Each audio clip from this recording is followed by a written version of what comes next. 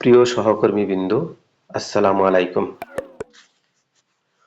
ওজোপাড়িকো গ্রাহকদের সেবার মান বৃদ্ধির লক্ষ্যে গ্রাহক পর্যায়ে ইউনিয়ন কর্তৃক গ্রাহকদের সেবা সংক্রান্ত জরিপ কার্য পরিচালনা করা হচ্ছে।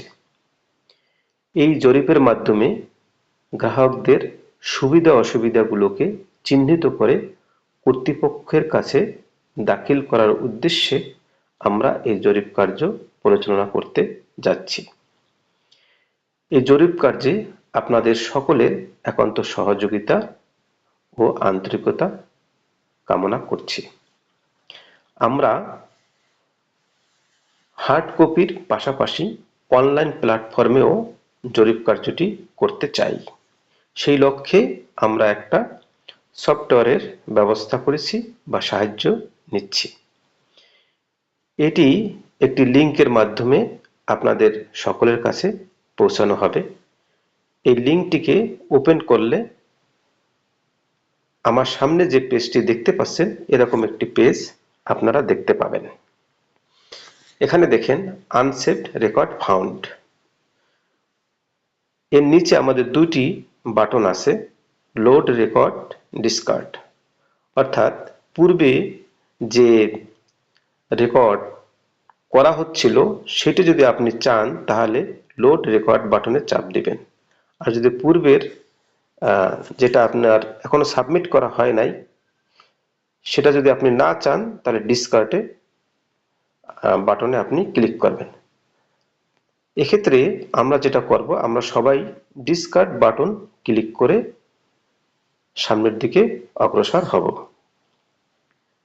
তো আমি ডিসকার্ড বাটন প্রেস করছি।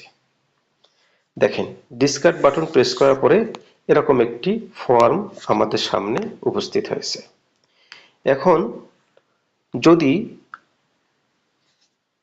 লোড রেকর্ড বা ডিসকার্ড ওই পেজটা না দেখে সরাসরি এই পেজটা দেখায় তাহলে তো কোনো সমস্যাই নেই।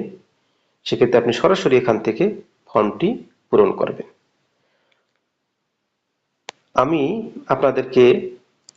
আমি নিজেকে একজন গ্রাহক হিসাবে ধরে আমি ফর্মটি কিভাবে আপনারা পূরণ করবেন তা এখানে পূরণ করে দেখাচ্ছি।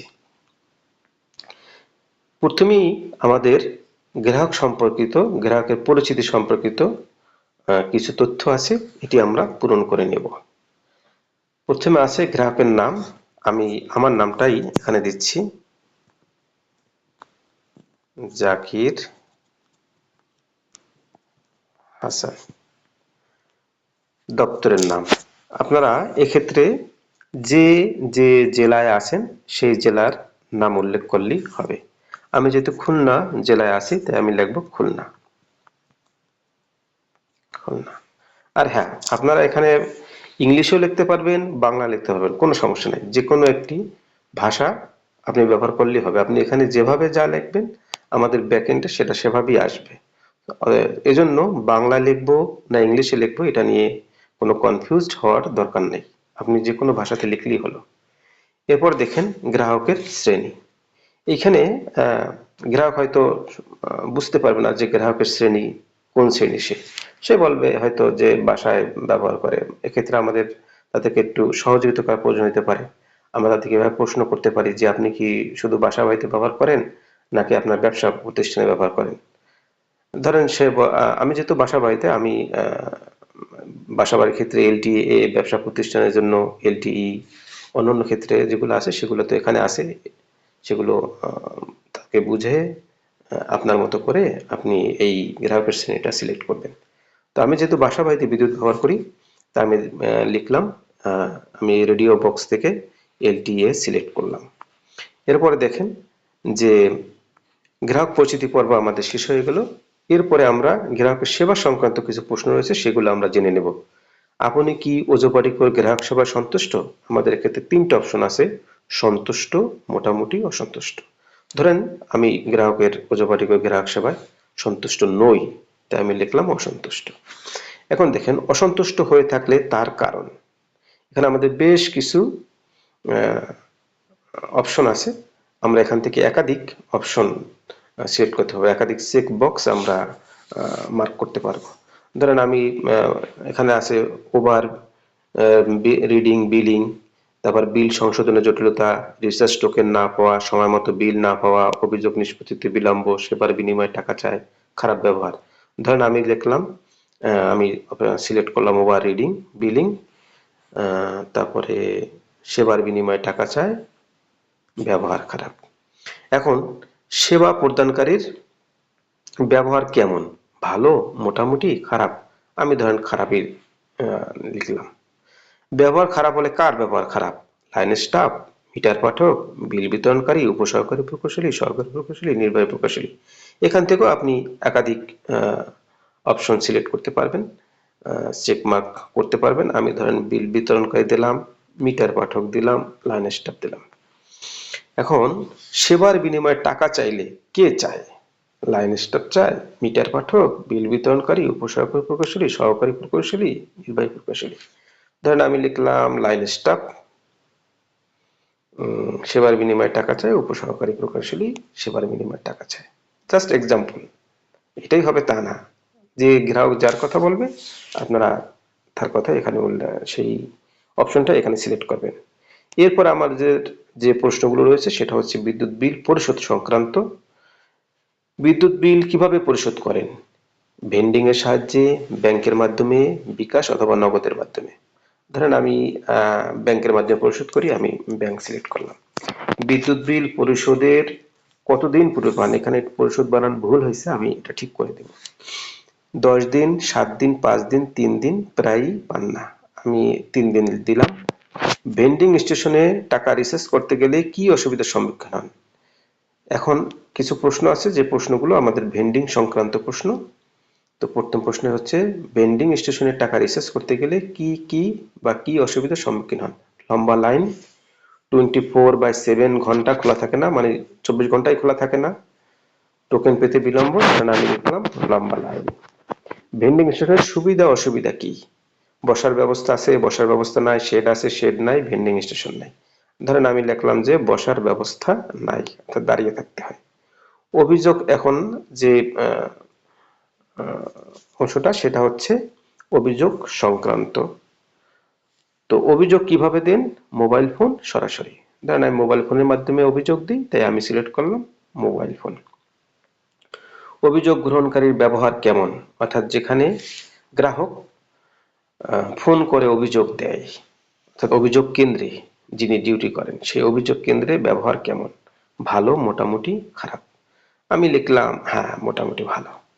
আচ্ছা, লুজ কানেকশন সংক্রান্ত অভিযোগ কত ঘন্টা পর নিষ্পত্তি হয়?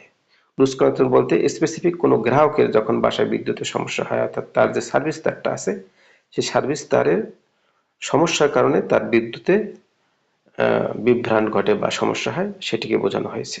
1 ঘন্টা, 2 ঘন্টা, 3 ঘন্টা, 4 ঘন্টা। ধরেন আমি লিখলাম 2 ঘন্টা। এবার আমাদের ওজোবাড়িকর কল সেন্টার আছে, আপনারা হয়তো সবাই জানেন যে আমাদের হেড অফিসে একটা কল সেন্টার আছে। সেই কল সেন্টার সংক্রান্ত কিছু প্রশ্ন, সেই কল সেন্টার নাম্বার হচ্ছে 16117। যদিও এই অনেক এলাকায় এই কল সেন্টারের নাম্বার জানে না, আবার অনেক অফিসে দেখবেন যে কল সেন্টার নাম্বার তারা ওখানে টানাইয়ে দিছে। তো এই সংক্রান্ত প্রশ্ন, ওজোবাড়িকর কল সেন্টারে হটলাইন 16117 নম্বরে ফোন দিলে তারা কি আপনার কথা মনোযোগ সহকারে শোনেন? দুটি অপশন আছে, হ্যাঁ অথবা না। ধরে নিলাম আমি হ্যাঁ। এরপর আছে কল সেন্টারে ফোন দিলে তার কি প্রতিকার পান, মানে কল সেন্টারে ফোন দিলে সমস্যার সমাধান হয় কিনা। আমি দিলাম যে হ্যাঁ, কল সেন্টারে ফোন দিলে সমস্যার সমাধান হয়, হ্যাঁ।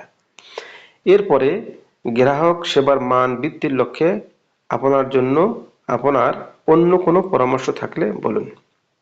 এখানে আপনি পয়েন্ট আকার দিতে পারবেন, ধরেন 1, তারপরে 2, তারপরে 3। গ্রাহক যে কটা পরামর্শ দেবে, ধরেন গ্রাহক বলল যে লোকবলের অভাব, তাহলে আপনি এখানে লিখলেন লোকবল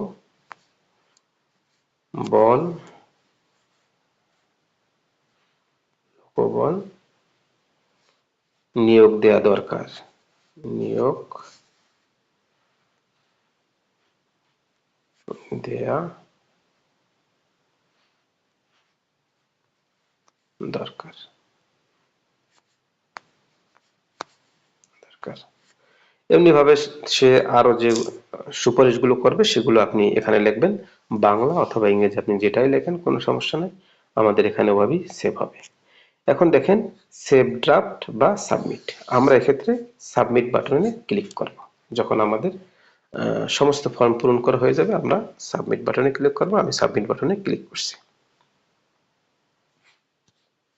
দেখেন উপযোগপত্র গ্রাহক জরিপ ফর্ম পাস ওয়াজ সাকসেসফুলি সাবমিটেড, অর্থাৎ এ যাবৎ কতটি ফর্ম সাবমিট হচ্ছে সেটা এখানে দেখা যাবে। তো আমাদের সাবমিট হয়ে গেছে, সাকসেসফুল দেখাইছে।